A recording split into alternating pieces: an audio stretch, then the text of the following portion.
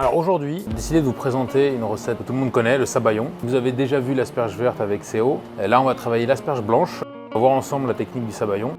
Dans notre cul de poule, on a mis du jaune d'œuf, une réduction de vin jaune pour concentrer le goût et pour avoir quelque chose d'un peu, un petit peu acide, plus acide. Un petit peu d'eau tiède et du sel. On fouette ça déjà à froid assez vigoureusement. Et ensuite, nous, notre technique, on préfère le cœur au bain-marie, ce que je vous conseille aussi de faire chez vous. Donc simplement une casserole, un fond d'eau, on porte à ébullition, hop, et on fouette vigoureusement. Vous pouvez démarrer avec une grosse ébullition pour faire monter en température les jaunes d'œufs. Quand ça commence à cuire, là c'est mieux de baisser un peu.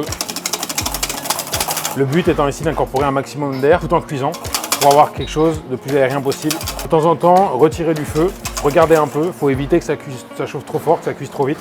C'est ce mouvement-là qu'on fait au fouet. Ce geste du 8, signe infini comme vous voulez. Forcément quand vous le faites vite, ça fait ce bruit, un peu une mélodie douce amère qui nous rappelle les joies du sabayon.